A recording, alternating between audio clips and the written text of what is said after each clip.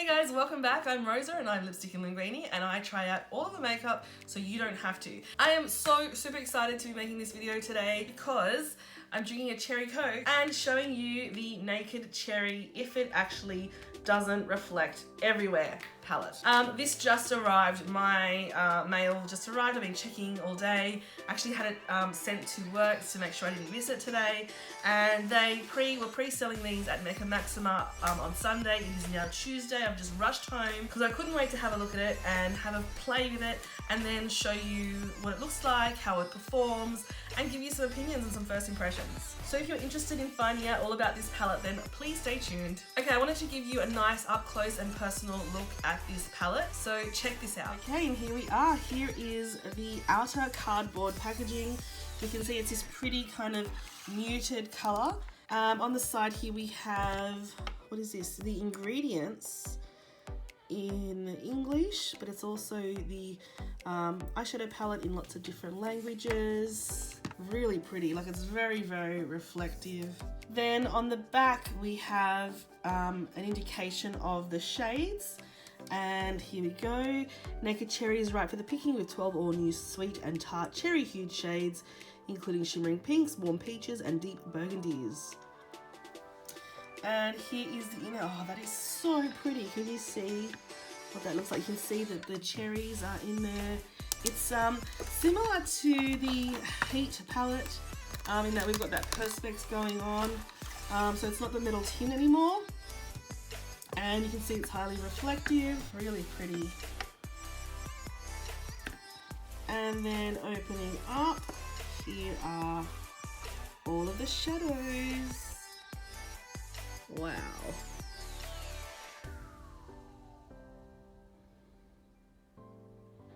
Some of these pans are a little bit overfilled. I'm not too worried about that. So starting off we have Hotspot, which is a kind of creamy with a pink tinge. We have Caution, which is a warm tone matte. We have Bang Bang, how pretty is that? Feels, Juicy, Turn On, Ambitious, Bing, that looks like it's going to be perfect. Devilish, Young Love, Drunk Dial, and Privacy.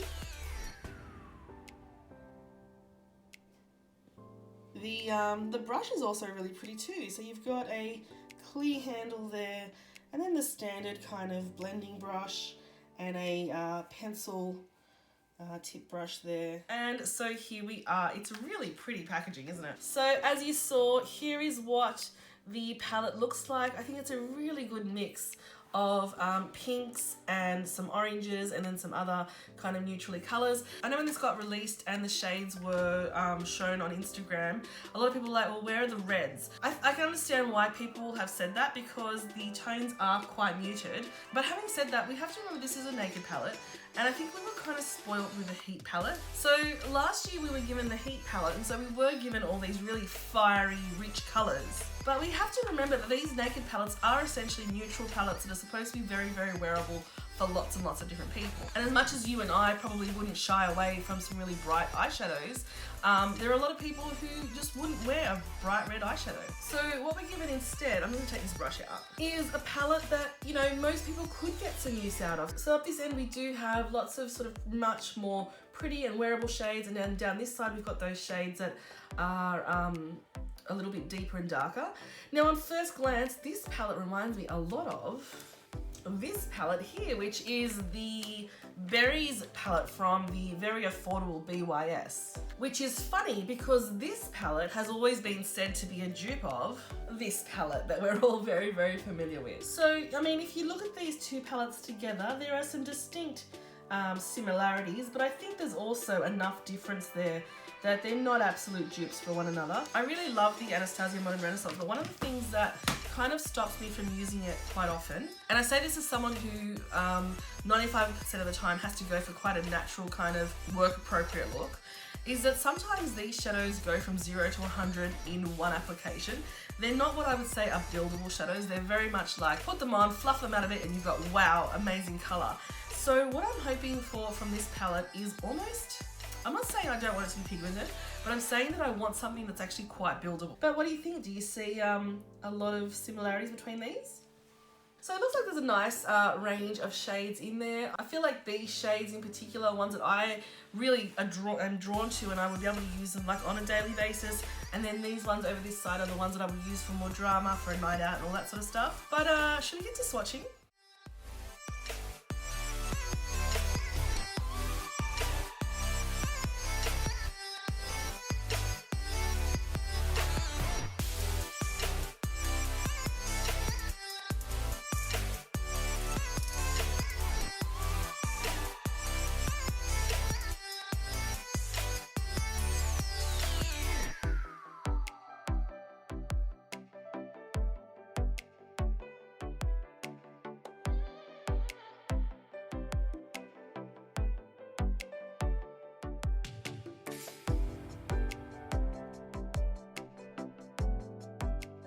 So those swatches looked absolutely beautiful, and I think it is fairly comparable to the Naked Heat palette in formula. But it was a true measure of an eyeshadow. We want to see how it applies on the face.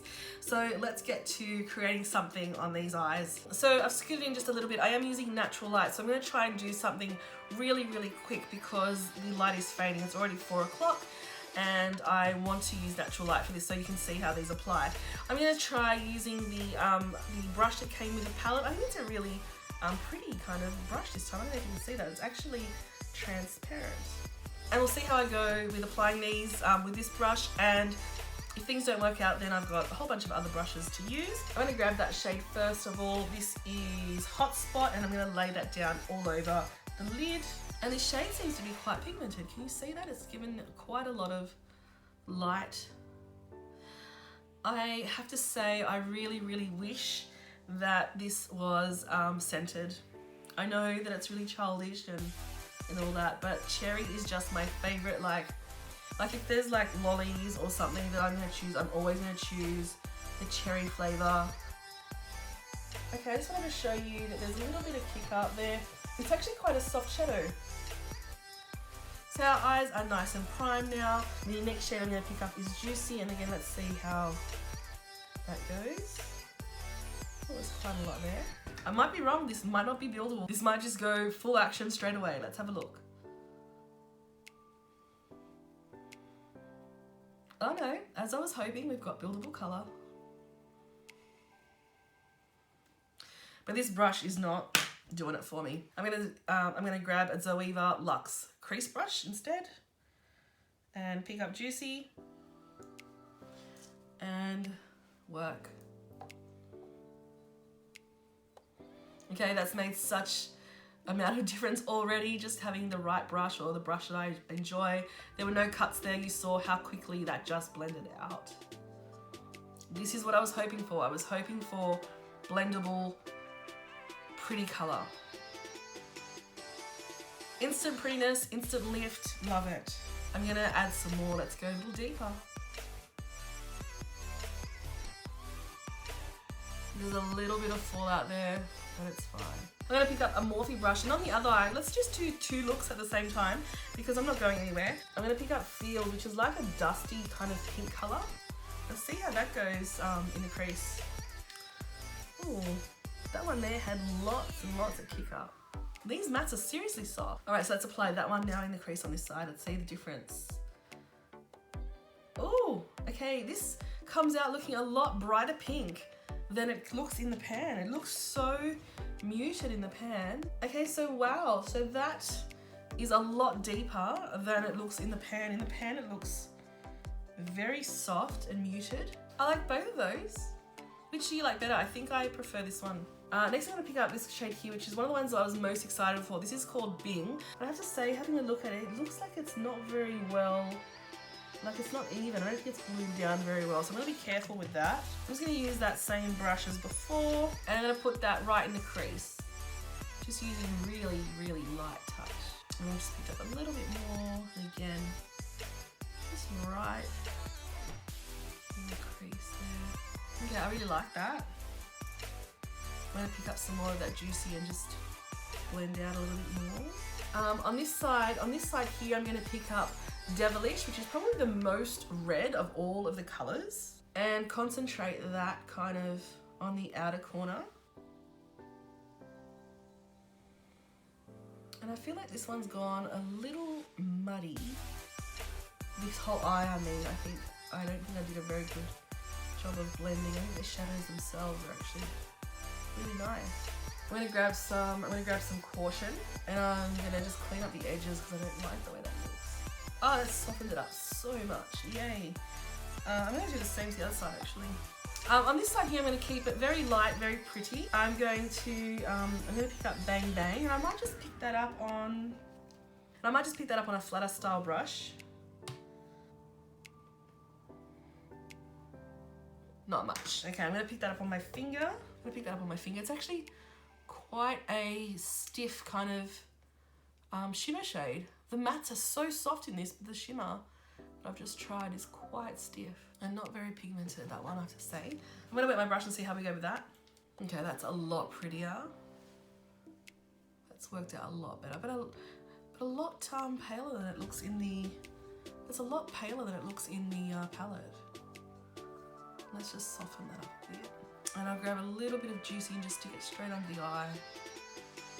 I'm not doing too much to this eye because we're going to keep it very pretty and light, very spring-like, which is something I wanted to mention because this cherry palette is kind of very much suitable for spring for us with these really pretty kind of pinks, but also quite fall appropriate for the Northern Hemisphere. So good work on Decay. On this side, I'm going to use one of these, maybe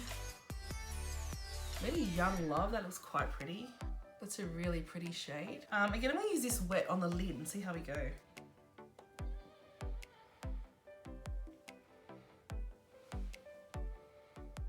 Oh, that is pretty. That's turned out so nice. I want more of that. That looked like it was gonna be so pigmented, but it's come out this really pretty shade. And so I applied that wet as you saw, but then I picked up some more with a brush, which was a little bit drier. And that's laid on top of that wet shadow really prettily. And that's really nice. I'm gonna take my brush and just blend that in a little bit. I think that might be one of my favorite shades. But what else do I want to do? Let's pick up some of that Privacy shade, just a little bit, and let's go in that outer corner and let's add a little bit more depth. There's not too much fallout with these shades. It seems like some of those lighter shades are the ones that had a lot more fallout. I don't usually go for very dark eyeshadow looks, but this is beautiful. I just picked up Devilish on the pencil side of that brush. I'm gonna apply that underneath. So I've just added a little bit more mascara, and let's talk about this palette. I've used 8 or 9 of these shades on both of these eyes, and they all worked really well. The one that I think was the most underwhelming was this shimmer here. I have to say there's nothing really in it that makes a beautiful inner corner highlight, like that really shimmery. The only thing I was thinking about doing was adding some of this to this eye, maybe using it as a spotlight in the middle, like a halo eye or something. That would look really beautiful. So my thoughts, I actually really like it. I like both looks that I tried today. They're both, you know, slightly different. I think there's a lot of looks you could get from this. You could definitely stick to kind of the peachy looks, or you can go the vampy cherry looks. So thoughts on the palette? Not hating it. I actually am really liking the texture of this palette. As I said, there was one of those shimmers that was a little bit disappointing, but the other shades that I use are all very soft, and they blended really well. Surprisingly, those dark shades blended really nicely. So for me personally, as someone, like I said, who is of my age and my experience with makeup, this personally is enough cherry for me. This is sort of as much drama as I do, but if you're somebody that really wears a lot of dark colors or bright colors, this may not be what you're after. I'm feeling this is going to look beautiful with a nude lip. I feel like it's going to look beautiful with a cherry inspired lip. I haven't really looked too much into the lip colors and other products in this range, but I certainly would recommend this palette to someone who likes these kind of looks. So this palette isn't available as of yet. I'll have the launch date, price and everything right here. But Mecca, like I said, did do a 1-day pre-sale, and how exciting. I wasn't gonna pick it up straight away because I did want to play with it in store, but I kind of talked myself into it, and I am not regretting it one little bit. So there are my first impressions and a demo of the brand new, so brand new it's not out yet, Urban Decay Naked Cherry Palette. In my opinion, it's a winner. It's a hefty price tag, but it is in line with all of the other Naked palettes. And I'm super happy to have added it to my collection. I feel like each one of these is different. I'd like to see these, well, not this one because bye-bye, but I'd like to see the 2 and 3 move over to this new packaging, even though it is so incredibly hard to film with. Alright guys, I hope you enjoyed this video. As usual, thank you so much for watching, and thanks for coming and spending a little bit of time with me in my little corner of the internet. I'll catch you next time. Bye.